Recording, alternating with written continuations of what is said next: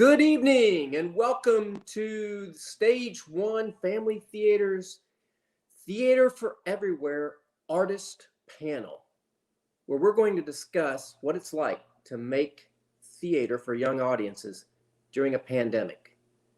I'm Sam Corbett, and I have the honor and pleasure of serving on the board of directors of Stage One. And tonight, I have the pleasure of being your moderator as we discuss what's happening with four incredible artists from Stage One, who you'll meet in just a second. But that's Allison Anderson, Allison Sims, Harrison and Karl Anderson. Before we begin, let us acknowledge with respect as a non-native person that the lands on which we stand, live, and learn are the traditional territory of the Shawnee, Cherokee, Chickasaw, and Osage nations. We acknowledge that indigenous people have always called this land home, as they do today.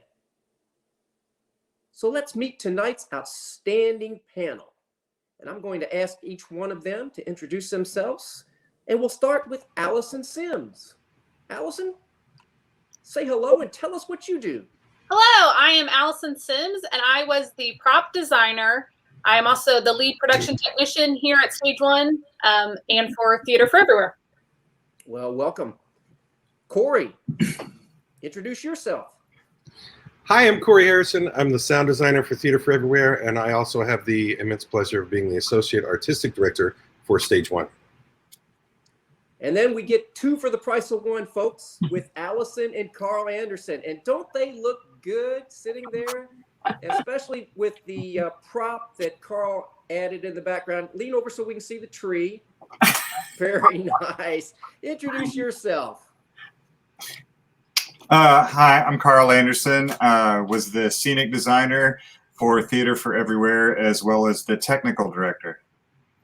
And I'm Allison Anderson. I was the costume designer for Theater for Everywhere and the costume shop manager. All right, let's start our conversation tonight, where I want to ask the four of you all to talk to the audience about what the difference was in creating and working on these three productions, where they were being recorded and then they were going to be distributed virtually or digitally. How is that different than the traditional main stage production that we've all been familiar with for many, many years on the stage at the Kentucky Center? Talk about the differences. Let's start with Allison Sims.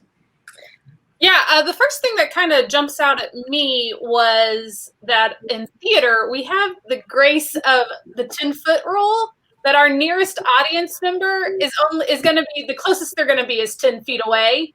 And so you can kind of get away with a little bit more because you've got that 10 feet. Whereas when it comes to filming, when I think about it, I don't know where the camera's going to be. I don't know how close the camera's going to be because we're going to want to like some close-up shots. So you have to be a bit more meticulous in a way that you maybe don't when it comes to plays because your nearest audience member is 10 feet away. What about you, Corey? Well, with the audience not being there, there's a whole lot of energy that isn't in the room. And so the pacing of a show is a lot different. And so it's just creating the sound and music for these pieces. It was all about being more selective and being very specific about where we put things so we don't distract from the audience who's watching it on video. But at the same time, we keep that energy alive and keep us moving that since the audience wasn't actually in the room with us. And Karl, Allison, what about you?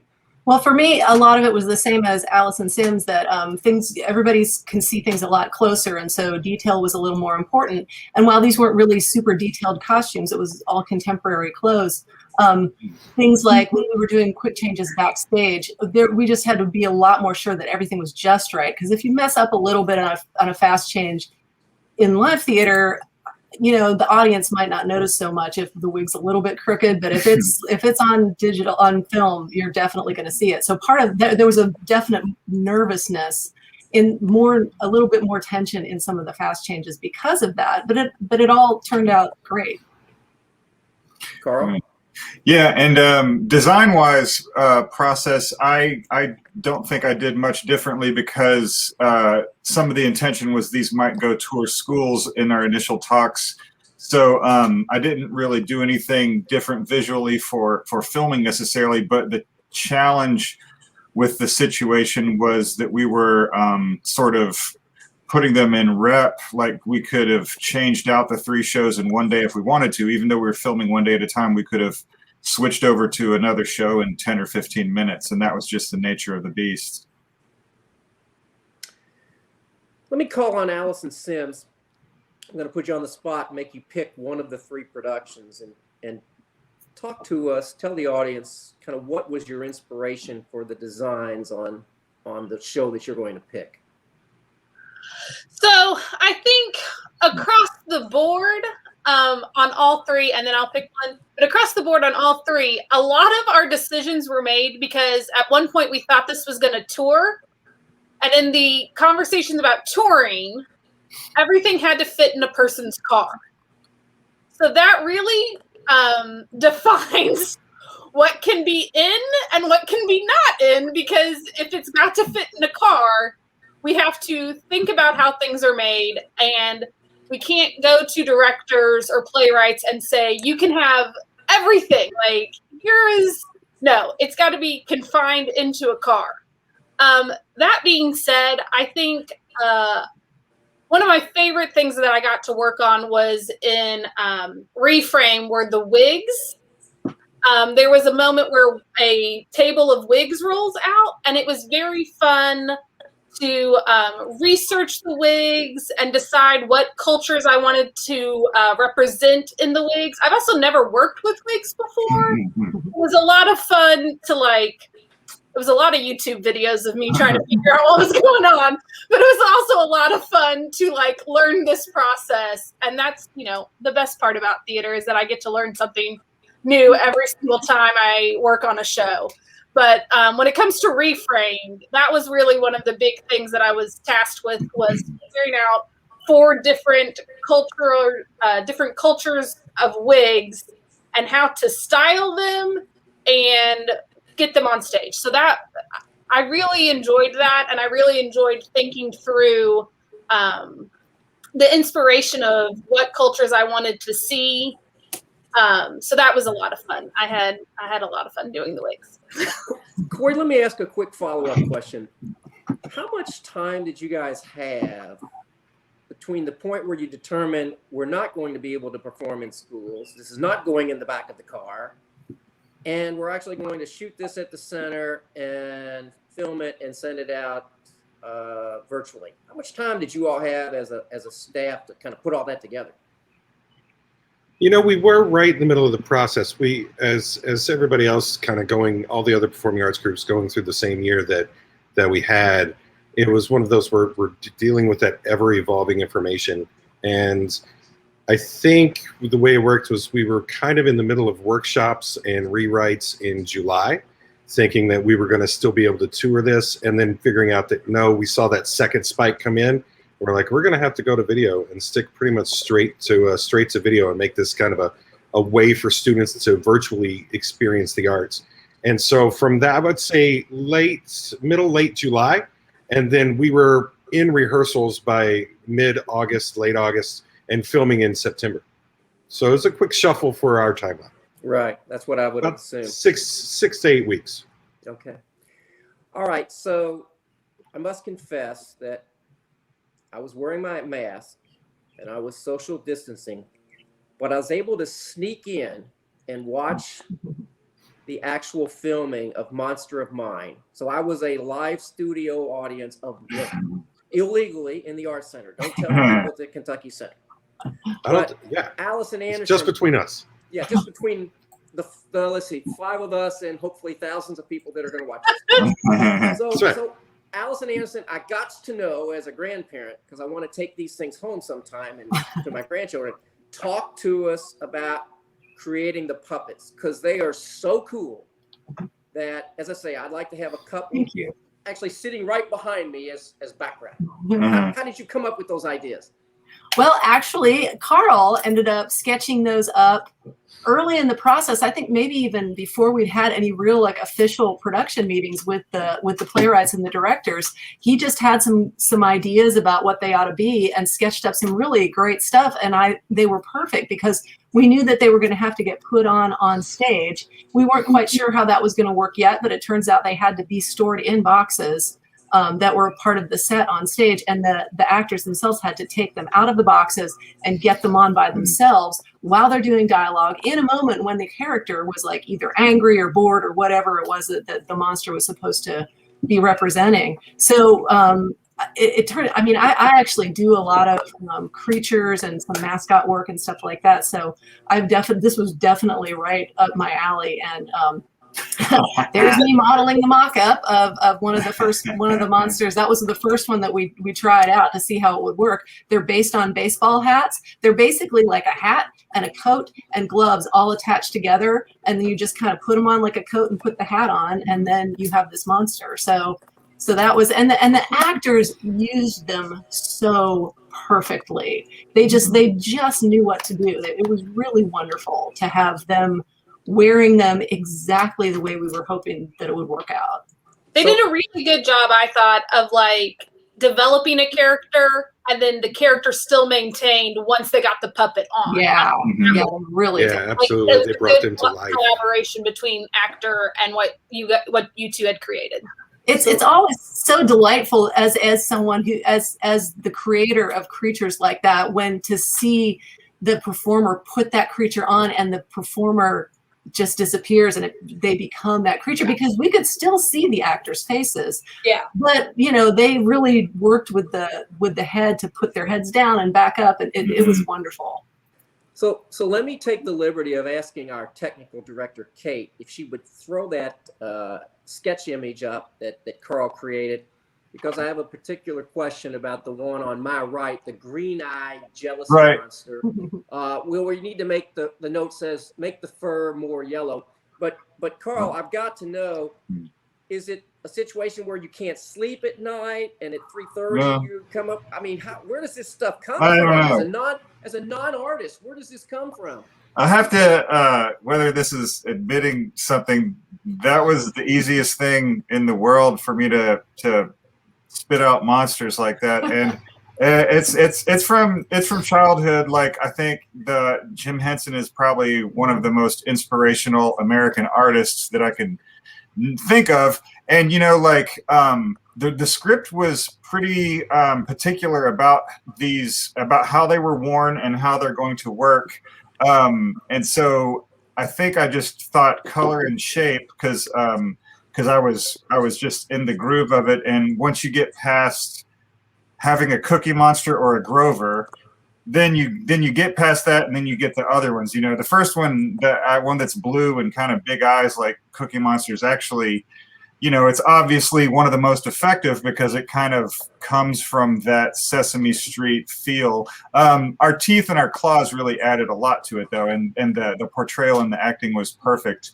But once I got through that, then the other ones I think were more developed, even the point where the note on the jealousy, jealousy's a green-eyed monster, but I made the fur green. I was just kind of like going spitball wise. And so then we came up with, like a balancing act where the purple and something that's not so green, and they come together to make this one weird creature. So it became like almost all theater executions, a very collaborative effort with the director and with costumes. Everyone was involved in kind of fine-tuning those monsters.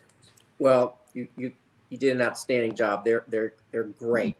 Thank you. Let me jump over to Corey a minute, and let's talk about in the second production, Reframe, the sound that you used is a critical part of that production. Talk to us a little bit about how that came about.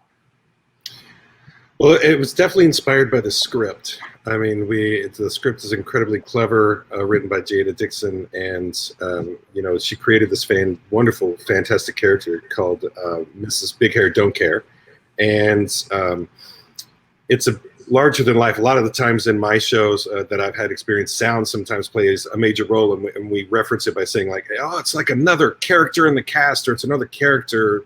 This one was a lot different because it was an extension of the character. I mean, it very much played directly with Mrs. Big Hair Don't Care. She was always attached to those sounds. They were always following her. Kate, our wonderful stage manager, I think has a great clip that we're going to watch, kind of give you an idea of what I'm talking about.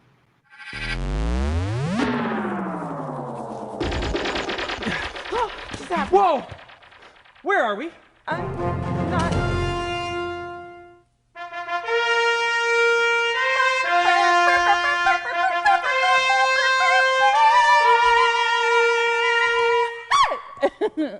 Principal Walker? What's that? Oh! Hello. That is always such a bumpy ride. All right. Hello. Yes. Yes. Let's get to the business at hand. Who are you? Yeah, and where are we? So you can kind of see how much fun that is. I mean, that character, just that the actress Mandy brought so much energy to that character, bigger than life, pushed it out there. And so we had to create those sounds to kind of keep up with it. And they're very much inspired by a game show. These are two very different students trying to discover what makes them the same and how to kind of coexist and respect and really embrace each other's differences. And so it's framed as kind of a game show. And so we decided to jump into game show sounds. And I'm Generation X. I was brought up on, Family Feud and Wheel of Fortune and Price is Right and those sort of things. And today's kids, to connect with them, we chose to go more of a video game route. So we took video game noises and applied them in as a game show, if you will.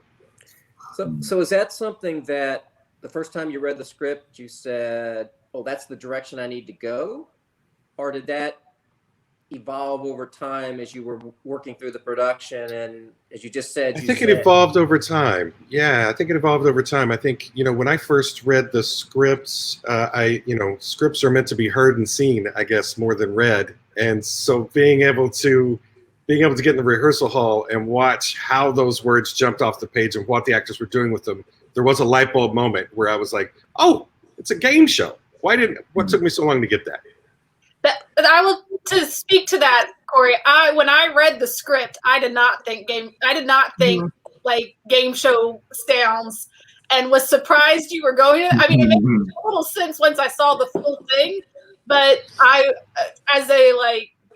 this is how collaboration works, and this is why people have assigned jobs and we all work together. It did not occur to me that it should be like.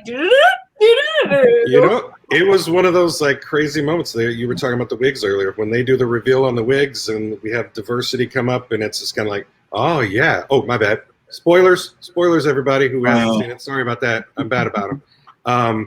But yes, that's that moment where I was just kind of like, oh, like what's behind door number 2?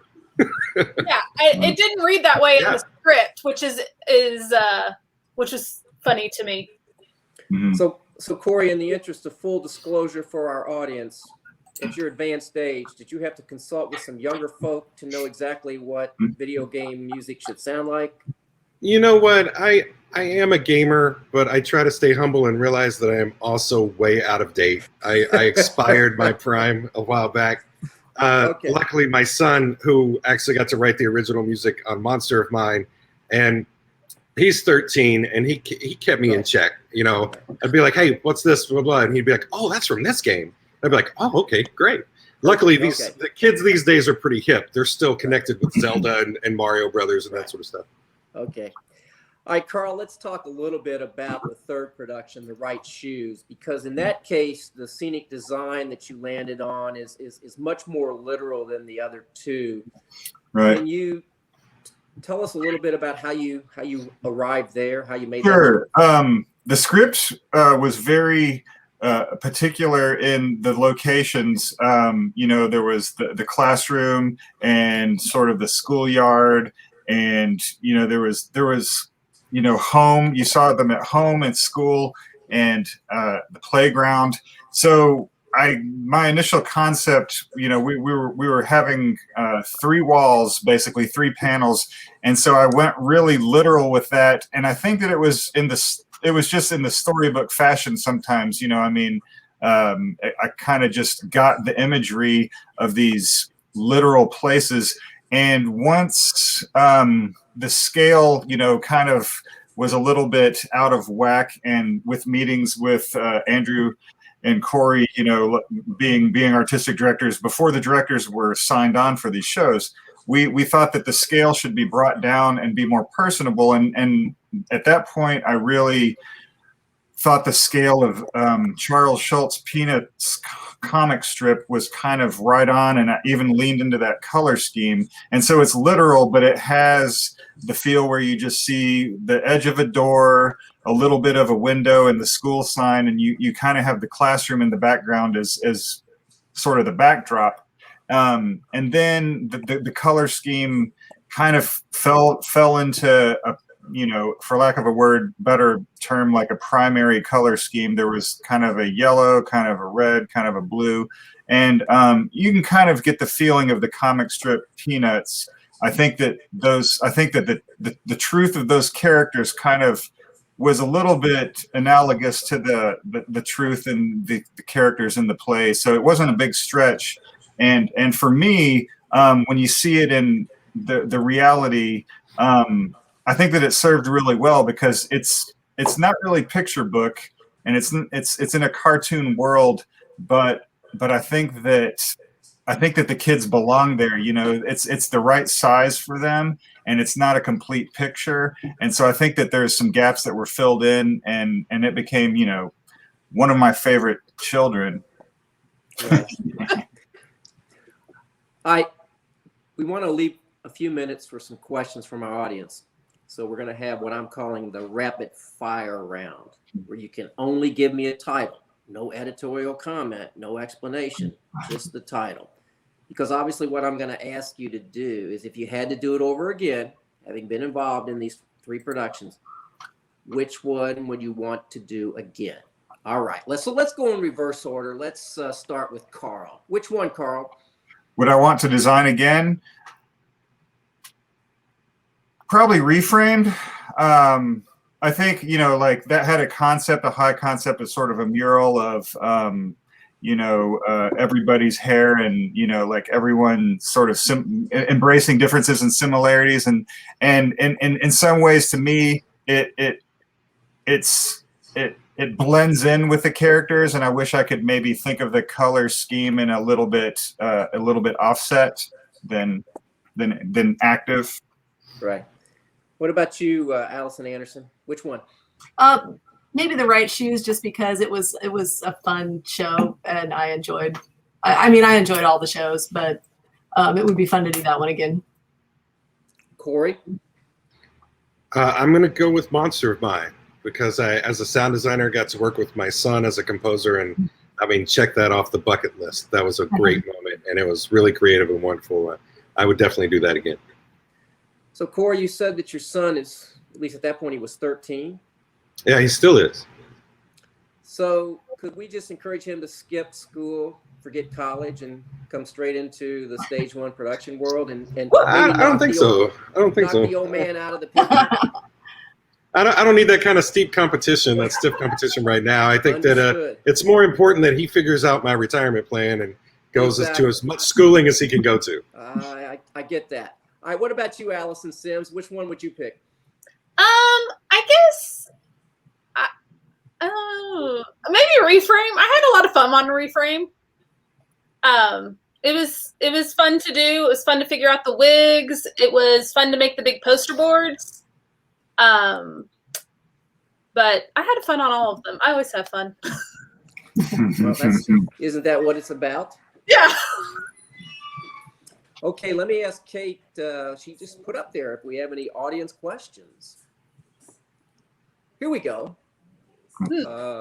From Keith. There we go. There. Keith's question: how much do you feel you need to have prepared when you have your first meeting with a director? Well, since you guys are winging most of this, I think I know the answer. Right. What's I usually try to have what maybe a shared concept is, and then I try to maybe have one of my own that might help a director, complete their own concept or vision. I mean, there's sometimes things that you kind of have an impulse on how it should look, but then I try to have one alternate reality version. What about you, Allison Sims? I want to have read the script. That's always very important in the first meeting of a director.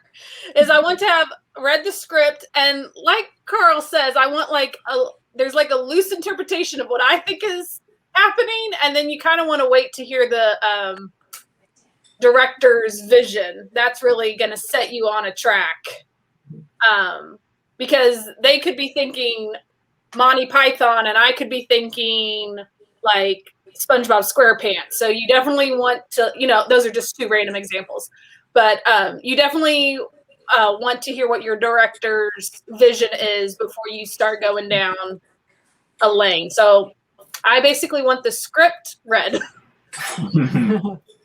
I think one of the most fun things about the design process actually is some of those first concept meetings, because you can read the script and have an idea about it, and then the director can have a completely different idea, and I might go, if I have any specific ideas, I'll definitely go in with maybe a little research, maybe a few ideas about something. But if I hear something completely different, suddenly other things come in your head, and it's really fun to just start brainstorming right there about something you just hadn't even thought of, or a way you hadn't read the script at all. I think that's one of the most wonderful, fun things about the whole collaborative process of designing with a whole team of people. Because it's all connected, because I have to hear what Karl, like if Karl's set designing, I have to hear what he's doing so that my props match what he, like, it's all connected. What are the costumes doing? What's the set doing? All right. And the props have to live in the same world that the costume designer and the set designer came up with. So best part about theater, it's all collaboration. Corey, were these directors that you had worked with before, or was this a new experience with these directors? We had worked with two of the directors before, and but all three playwrights, if I'm not mistaken, this was their debut with Stage One. And one new director with us on this was LaShondra Hood. She was on Reframe. And connecting the sound with that, it was, I always like to harken back to this really nerdy reference. Robert Edmund Jones is the godfather of, or the grandfather of technical theater. And he said that, every show has to go through like a water-like metamorphosis. And that's what I always like to consider is when all of the pieces start coming together, the direction, the acting, the costuming, the lighting, the sound, the props. And all of a sudden, they start informing one another, and it finds that balance, and it comes out just kind of a whole new beautiful picture. And LaShondra I was really surprised. It was one of the first times in a rehearsal process I've seen a director invite the cast to explain their character through sound, and she would have the actors bring in some music. And so there was half of a rehearsal where we just explored music with each other, and it's that sort of thing that's really impactful on your design moving forward. So. Yeah. Corey, quick question, because I was aware of this, but you mentioned all three of the playwrights. This is the first play they've done? No, the first play they've done with Stage One. With Stage One? Yeah. Okay. All right. So was that intentional on Stage One's part to select playwrights who they'd never worked with before? Just quickly talk Not about necessarily. How that came about. I think, I think it's more of the, like, we knew the stories we wanted to tell. We went out and we kind of found subject matters that teachers and students wanted to know about and were attracted to. And then we talked to some playwrights, and we wanted to find playwrights who were motivated, who were impassioned behind these subjects and had a real story to tell. And they came together quick, and you could tell that, through the writing. And it was like, I think one of the plays, the original version was written very quickly, but then of course there's 2 months working with our dramaturg. Right. They got them developed. So I don't think it was as much as we specifically chose them as they kind of chose us. They heard what we had going on, and they were really excited about the project, and we were like, let's do it. I like their voice, Great. All right, unfortunately, we just have time for one more question. So this is from Jana. All right, this is a great question. Looking ahead, what are you guys cooking up? What are you working on now for next season, for next year?